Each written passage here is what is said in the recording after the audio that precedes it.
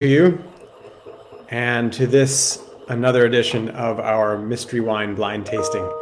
I'm excited to be with you tonight for this lovely lighter looking red wine on a beautiful spring evening. So who's joining us tonight? We've had a lovely week at Field and Main. We had the great fortune of our co-collaborator, our collaborator, our kind of plant guru, Jen Pino, and her team at at the restaurant this weekend on Tuesday, and she did an incredible job of just kind of laying out plants for the spring planting in and around the cabanas, as well as the front yard and in our herb garden. Jen runs a company called Nature Composed in Middleburg that does an extraordinary job and has always done some of our landscaping, but more to the point, does two flower arrangements for us each week that we present and feature in the restaurant that always add such a level of class and decorum to our space. And so it was exciting to see her out here this week working on that and seeing the patio kind of come to conclusion with respect to the covering that went on over the past couple of weeks, thanks to the guys at Cedar Shakes and Shingles. So we have outdoor patio seating now available for those that wish to come on up without reservations. It'll become a first come, first serve opportunity there for guests. I am not seeing who's with me this evening, so apologies if you've already chimed in. I am missing. I note that people are watching, and I'm sure that you're making comments, but I'm not seeing those comments, which is going to make this a little bit difficult. So let me try to back into this, perhaps via my telephone as opposed to the computer that I'm using. Bear with me just a second as I do that.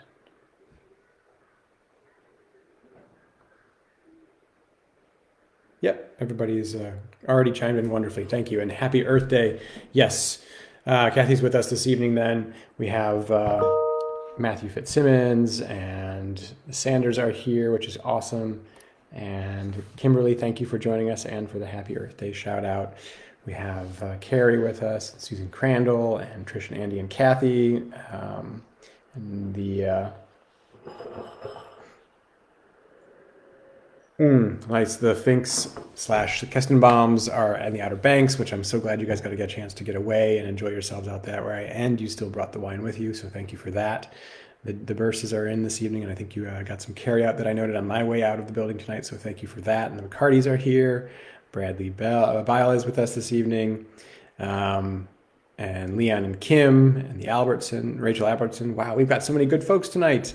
David and Allison are here. You're wine free again tonight, but you'll be there for dinner on Saturday night with friends. Oh, well, great. I look forward to seeing you on Saturday. We're supposed to have a nicer bit of weather.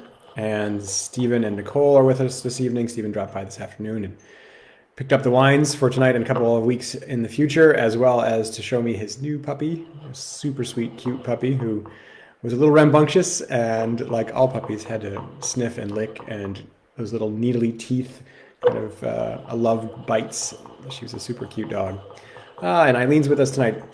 Thank you for joining us, Eileen. I'm delighted you finally made it here and made it live. Eileen is the director of all things marketing and special and unique at Early Mountain Vineyards, and she just does an exceptional job there. She just held kind of a competition for couples to enter to be able to take a tour of the Virginia wine country, and she was nice enough to have Field and Main be part of that experience, and I just got to see a little 20-second snippet or 15-second snippet of the video that they created that will be used as a promotional item for Virginia wine and for Virginia tourism.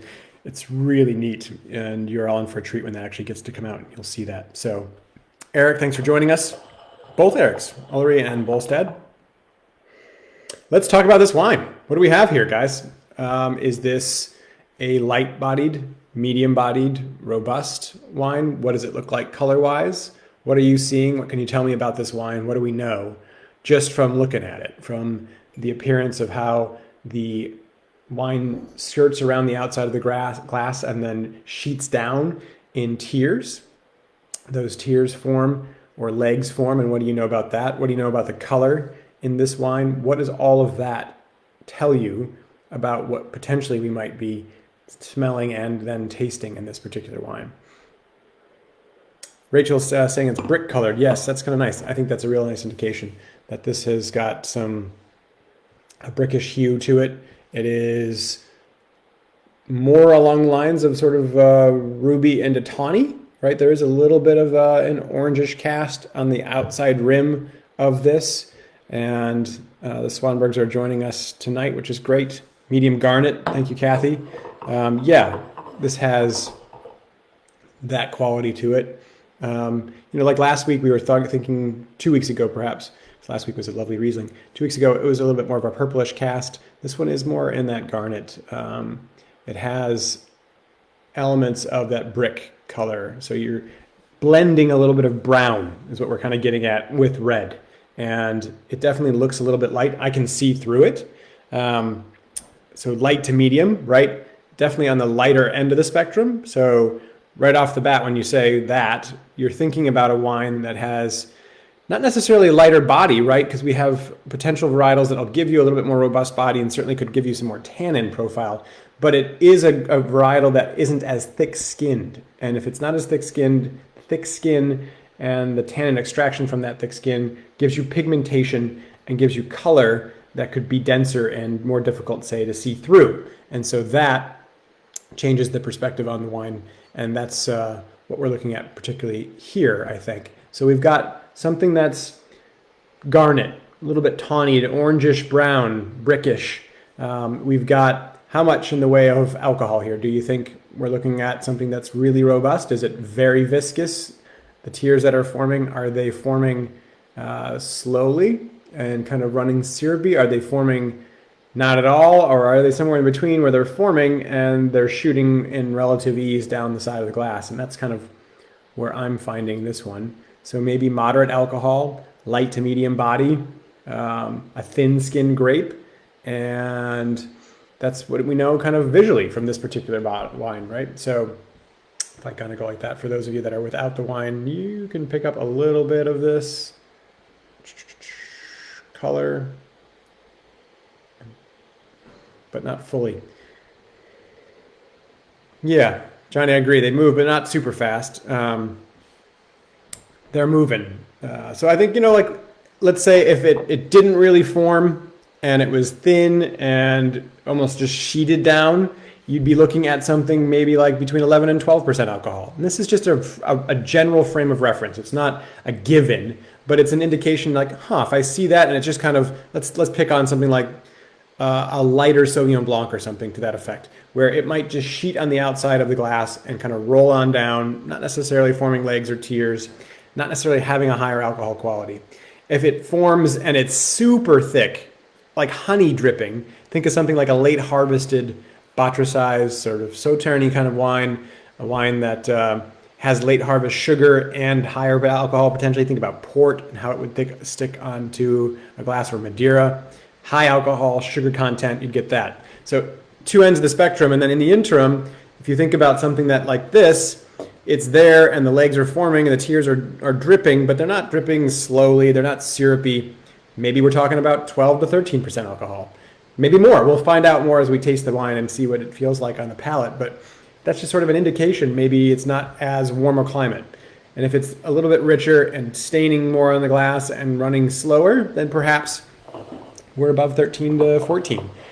Maybe this one right here could be between 13 and 14. It has that formation, and it takes a moment for them to form, and then they run.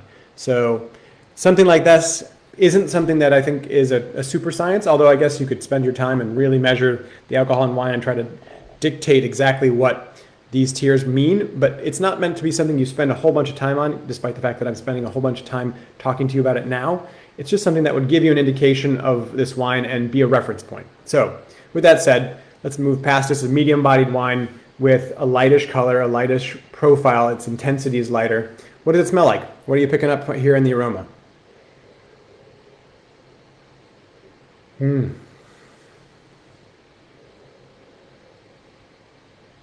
while we're smelling, Faith has joined us, and Deborah and Carol are watching. Welcome to all of you. Thank you for joining us. This has got like a Luden's cherry cough drop quality to me on the nose, a medicinal element of fruit. Are you picking up any fruit?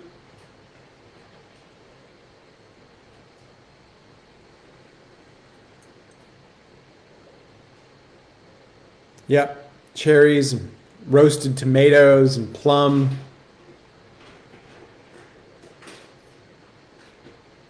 Lots of earth and wood, clay. Interesting. So kind of wet earth, dried wet earth, in that realm.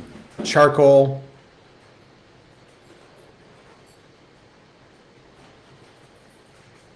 It's not a particularly pronounced nose for Jan. I'm picking up, it's a little bit more subtle. It's not like screaming overt flavors, but it definitely has that cherry quality that Bradley's picking up.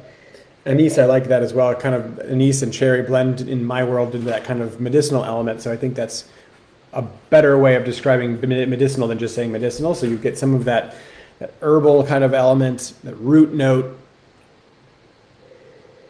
Eileen's picking up some of that earthiness, that medicinal element, leathery quality. So if we're thinking right off the bat with those descriptors and with a wine that is, as we described it from the appearance, moderate alcohol, maybe a lighter to medium bodied wine that has a thinner skin grape, potentially, what should we be talking about? What should we be thinking about? We're thinking about Pinot Noir, Sangiovese, Nebbiolo, especially with that earth elements that we're picking up. We're kind of sitting in Burgundy territory and in Italy territory. Those are the first quick thoughts, but I don't have to rush into complete judgment. Anything else anybody's considering that jump to mind?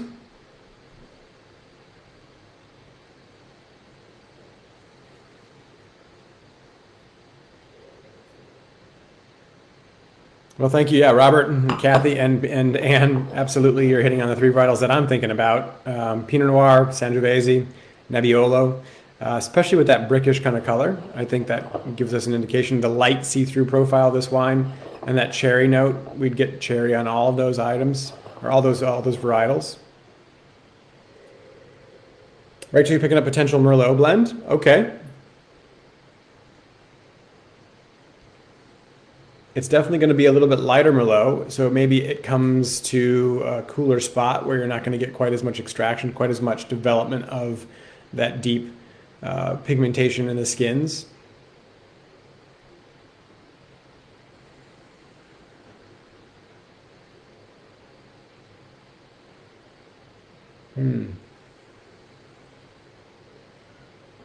Interesting. The cherry pops out, Susan's saying. All right, so we've got a little bit of a baked earth kind of clay note to it. We've got the cherry note. We've got the medicinal note, the leathery note. Some woody note was indicated earlier. I'm not picking out a particular wood profile just yet, but there's a hint of it's weird descriptor, but wonton wrapper, wonton crisp. So fried egg roll, outside shell. That maybe is a woody note here.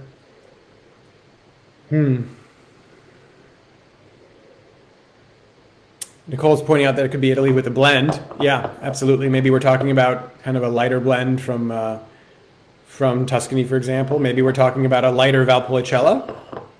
That could be interesting. We tended, in the wines we tried from up there, we get a little bit more of a ripe raisiny character, but this with this profile, maybe not. And we're pouring in an interesting wine that just jogged a memory, but not from that part of Italy. We're pouring a Valtellina right now, so a northwestern Piedmontese Nebbiolo that has a little lightness like this to it.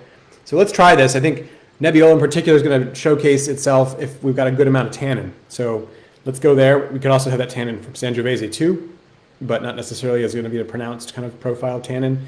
And let's look for any other indicators.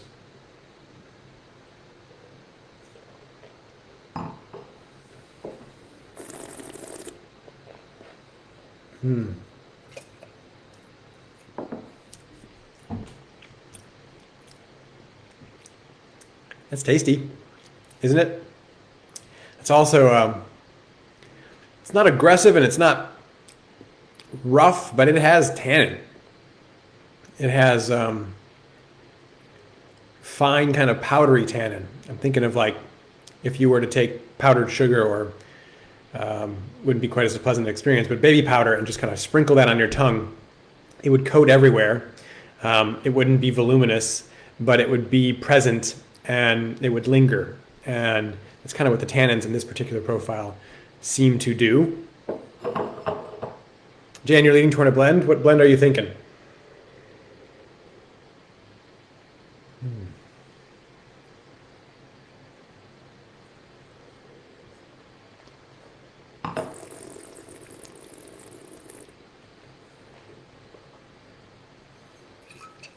Johnny's saying he decanted this about an hour ago now, and the tannins are pretty light. So they've softened a bit with the oxygen. Rachel, Sangiovese with Merlot, that's a good idea. So like a Bulgari kind of super Tuscan blend, or a Bulgari blend of Merlot and Sangiovese, that could be really nice. It could be something we're certainly tasting here. Yeah, it is a lovely wine, Cassie. I agree. The tannin builds, Eileen. I agree. It's with each sip, it's sort of like that powderiness is layered more and more, so it fills in, kind of like snowflakes stacking on one another. It's getting more so pronounced, but not necessarily in a more aggressive way. Grenache, Jan? That's interesting. I don't know. Yeah, I mean, it's very possible. I think I'm just tending more toward Italy with sort of a gut sense, as opposed to venturing Grenache. But if this was more of a sandy kind of soil, lighter profiled Grenache, you could certainly get that tannin. I usually get like a grippier, more all-encompassing, more structural tannin with Grenache, rather than that sort of powdery tannin that I get with Nebbiolo. And right now, thinking about this with the context of Sangiovese and Merlot too, there could be an element there.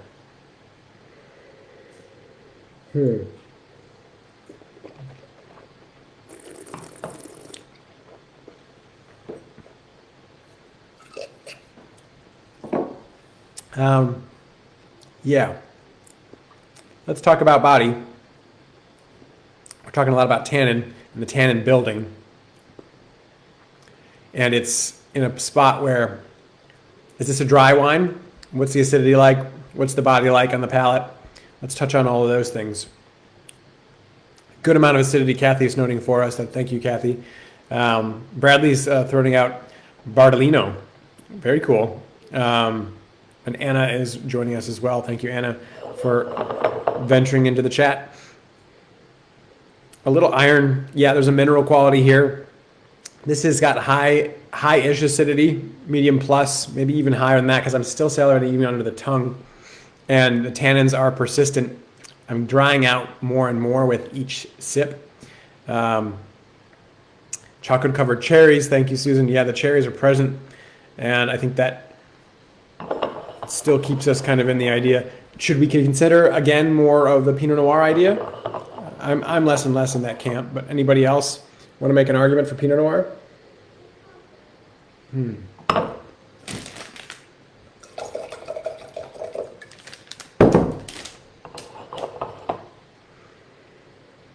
Ooh, it's way earthier on the second pour as it just opens up a bit.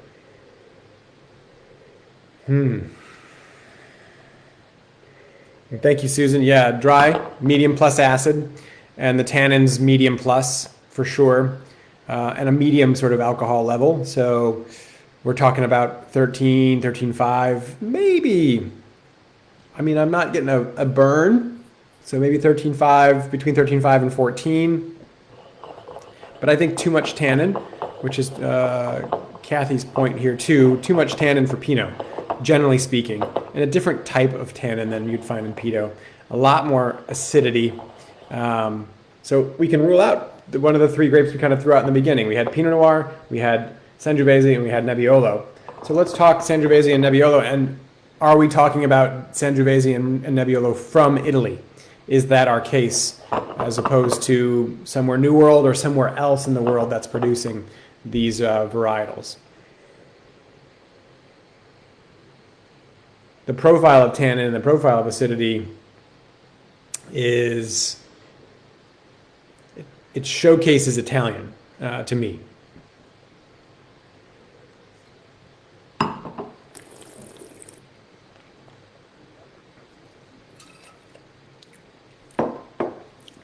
I think if we were going to have an example of Nebbiolo, for example, if we were considering just Nebbiolo from, say, Virginia, Barboursville, or Nebbiolo from Oregon,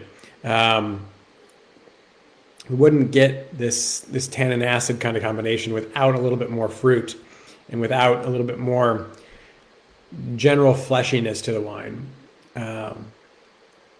Wow. Yeah, are you getting that drying sensation? Like your lips and your gums are kind of sticking a little bit together. It's definitely, I think the tannins are continuing to build for me. I know they've softened for a number of you, which is great, but the experience in the palate is still ever present for me with respect to the tannin. So Eileen, yeah, I'm going to agree with you. I'm going to head toward Italy.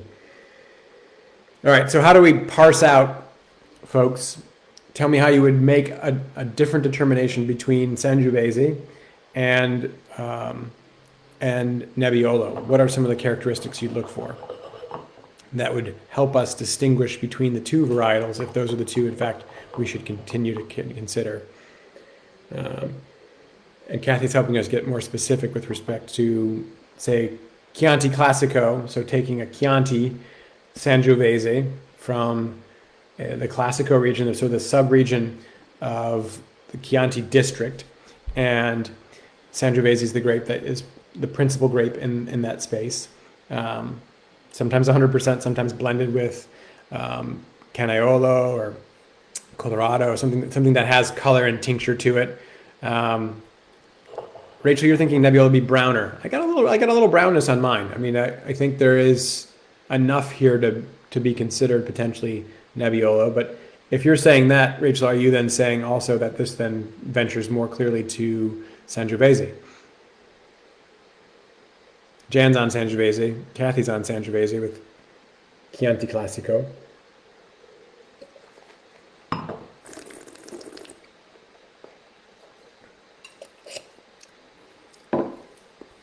Bradley, you'd be expecting more tannin than you're getting with this Nebbiolo. So, like, what if we're taking like a Langhe Nebbiolo, a Nebbiolo from Alba or from Asti or from the general plain kind of lower lying area, as opposed to Nebbiolo that would come from sort of Barbaresco or Barolo. Eileen's also asking about Nerello Mascalese, which is great. I think there's an opportunity for that to be here too. I mean, I'm oftentimes describing Nerello Mascalese as the cross between Pinot Noir and Nebbiolo. And that's what we're talking about in many respects here. Are you getting, and we had some of that kind of iron mineral net quality, and I usually get a little bit more of that perhaps, but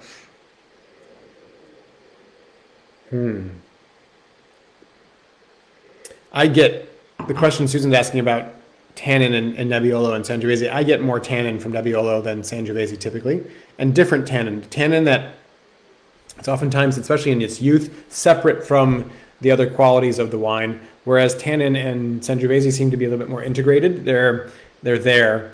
Nebbiolo oftentimes, as Kathy's helping right now, it has notes of roses and potpourri, sometimes tar, and the tannins are a bit rougher generally, right? That's the point I was also just making.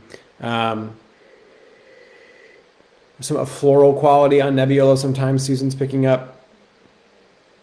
Nicole's definitely throwing back at us the idea of a blend with Sangiovese, Merlot, and Cab. So something like that you'd find in Tuscany, which would be beautiful.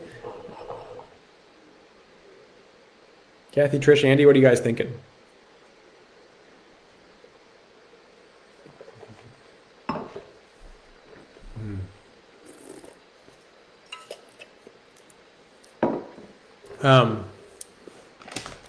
Let's talk this for a half second. You're not supposed to play the bottle, and I'll illustrate why. So this bottle certainly can take you, it's a Bordeaux style bottle. It's got a high shouldered bottle as opposed to a sloped, side and neck. So Nebbiolo typically is oftentimes bottled in a Burgundy bottle. And Yet you'll also find Nebbiolo bottled in, especially in Langhe bottlings, just general classified kind of Langhe Nebbiolo, in a broad-shouldered bottle, a Bordeaux-style bottle as well. So it doesn't help you to look at that. But if you were thinking like, all right, maybe this is Barbaresco or Barolo, and therefore this type of bottle wouldn't be used, I think I'll go towards Sangiovese and Chianti Classico, which is oftentimes bottled in a bottle like this, or a Bulgari blend that has Merlot and Sangiovese. You'd go, just based on bottle, you might venture into that Sangiovese guess then as well. So I'm saying that only to say that I think you could also get stung because I poured some Nebbiolos that were in a bottle like this too, but I'm referencing that bottle shape, which is super helpful, especially when we're tasting white wines like the Riesling we tasted last week, and it had that high sloped kind of quality to it. And that's why you should probably decant the wine without looking at the bottle shape and not be swayed by the bottle, but it's sitting right next to me, and so I'm bringing that into this conversation, whether I should or not. All right, so it sounds like most people are swayed into the Sangiovese camp in either Sangiovese kind of predominantly Sangiovese Chianti Classico, or perhaps a Sangiovese blend with Merlot and Cabernet Sauvignon. Like we had once upon a time, remember the Quercibella production that came from Tuscany, that was Sangiovese, Merlot, and Cabernet, done in sort of stainless steel and neutral oak, and therefore had a little bit lighter profile to it, but had a tannin expression a little bit softer than this. And is anybody still in the Nebbiolo camp? There's an earthiness now. There's a manure element too.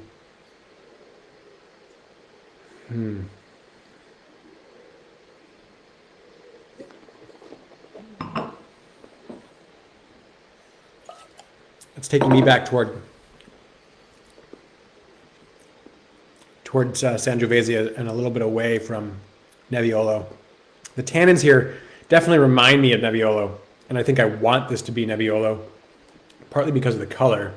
Are you anybody picking up any pyrazine note? Anything that would be indicative of sort of Cabernet Sauvignon?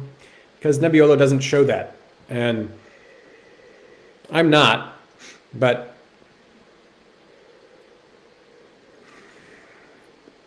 that would be one way too. If you did pick up a little pyrazine note, if you picked up a bell pepper, if you picked up a peppery kind of quality to this, you could walk away from Nebbiolo pretty comfortably. But I'm not, so it's not as clear.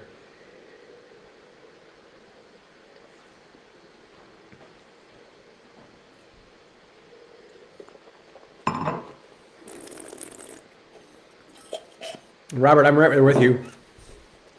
I'm really inclined to stick with Nebbiolo, although I think I'm wrong.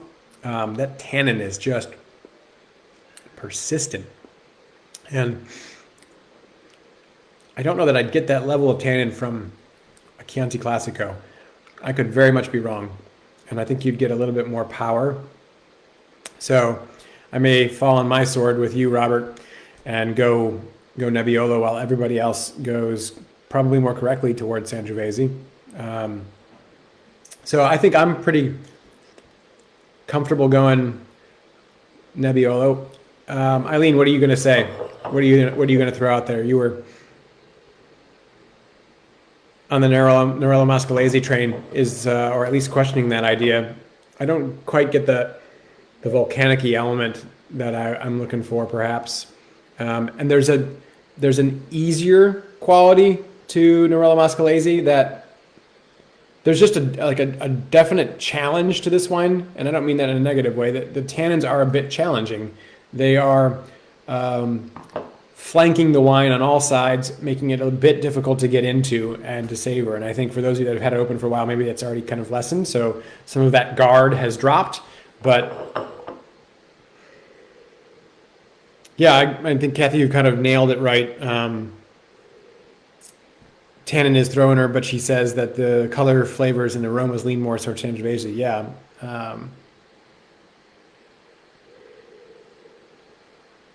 Yeah. And there's a minty medicinal note that she isn't that Eileen doesn't really associate with Nebbiolo. That's helpful too. And nobody's really picking up any pyrazines, so that doesn't help us necessarily here. Susan, what is Sarah's description of Nebbiolo tannins? And now power of suggestion. Eileen, yeah, I'm picking up your minty note. Structurally, it does feel Nebbiolo. So what is structurally Nebbiolo, but kind of Sangiovese in profile? Again, maybe we're talking about something like Norello, or should we be considering something completely different? Are we about to be completely stumped by a wine that Tony put in front of us? There's always that case and chance. So Robert, I was really close. There is that minty, earthy.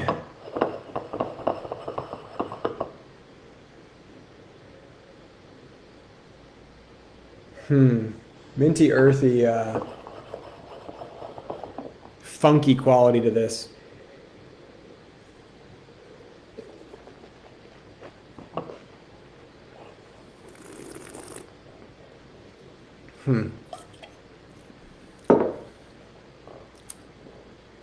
Maybe this is just something that's totally left field weird, right?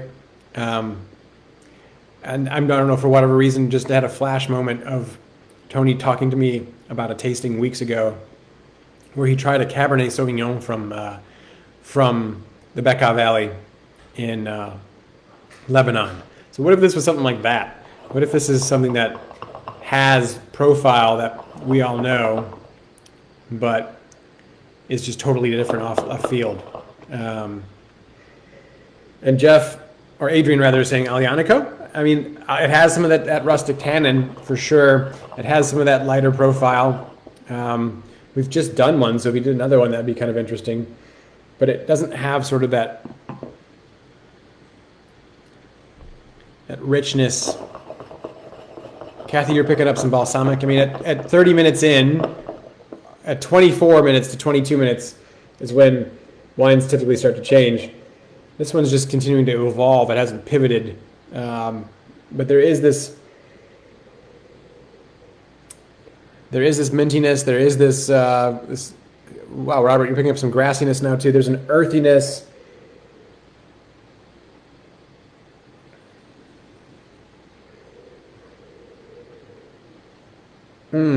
Yeah, color wouldn't lead to cab at all. I agree, Eileen.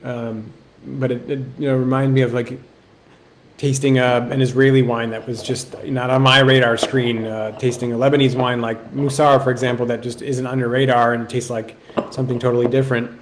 It has elements of that, but it's not that. It's smelling more and more like some roasted meat, and I think Sangiovese is probably a good guess and a safe guess.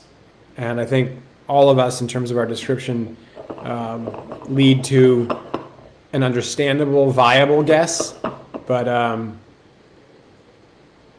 as I guess Sangiovese and even Sangiovese Merlot Cab blend, I'm remiss to understand the lightness of this, the visual lightness of this wine, and then the tannin profile. If I were to say Nebbiolo, then I'm remiss to kind of understand that earthiness, that medicinal element, and some of the other aroma profiles that are not necessarily fully present, like some of that rose or floral note that you might pick up in Nebbiolo. So maybe this is, Langhe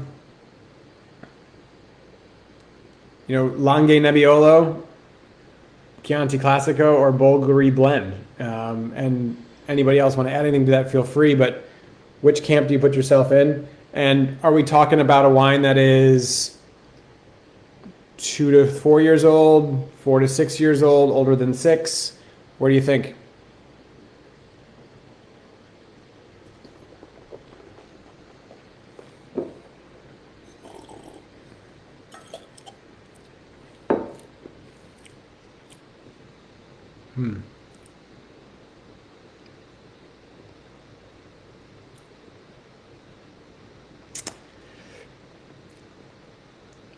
All right, Susan Sangiovese, 18.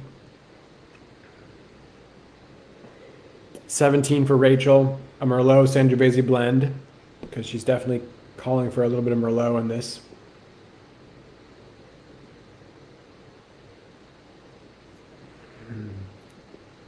Eileen saying the cherry mint, high acidity, grippy tannin, higher altitude Sangiovese with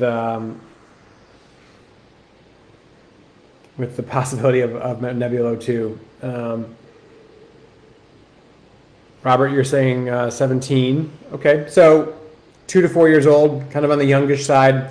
I think for me it's going to be on the verging on the sort of 4 years. So I like 17, maybe 16. So kind of venturing 4 to 6 years for me. Kathy's saying the same thing. Bradley, you're saying Sangiovese 17. So all right, I'm still waffling too, but I'm gonna, just because I have to pick something, I'm going to say Nebbiolo, Piedmont Nebbiolo,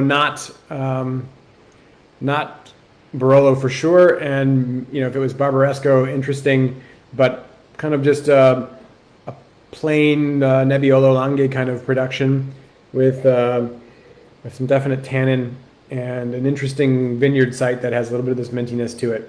And we've got quite a bit of you still on the Sangiovese side, which I think makes me feel like I'm in the wrong camp, and that's probably true. So let's find out as we go into this.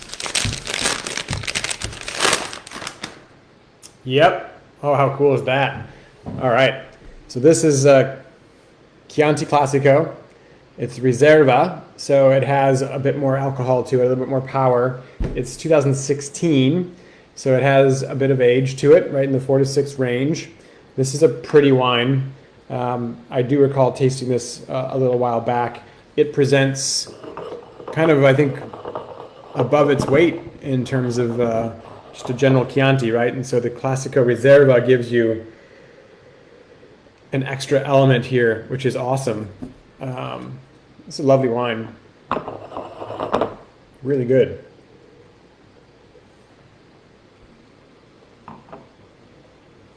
Nice job, everybody. That's awesome. Yes, kudos to you, Kathy, for your initial instinct and Sangiovese.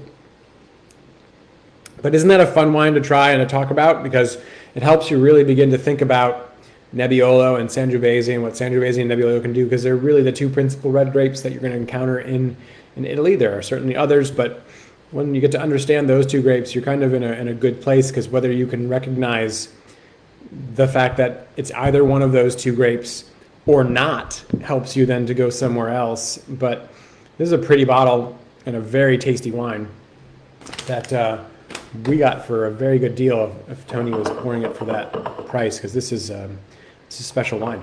So it is 14.5. Wow.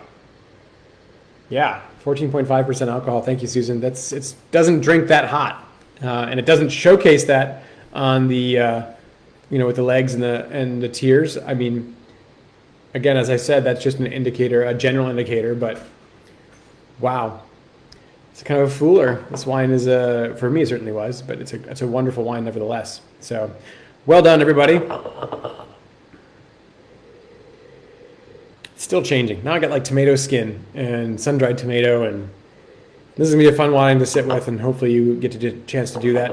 Also put some food with it and watch that tannin subside a bit. That will be a beautiful experience with this wine. Oh wow, fantastic. Well, cheers to everyone. Thank you very much. Happy spring as it's arriving. If you find any ramps or any morels out in your travels and you don't want to eat them all yourself, we're interested. Bring them by the restaurant. We'll trade you for dining credit. We'll pay you for them. If you know somebody who's got a bumper crop of them, let us know. We'd like to feature them on the menu. Soft shell crabs just starting to come our way, so they'll be on our menu soon as we can get more and more of those. So come on out and visit with us, drink a wine like this with us, share with us what you're doing. And until next Thursday, have a great week. Thanks so much for playing along. Appreciate it.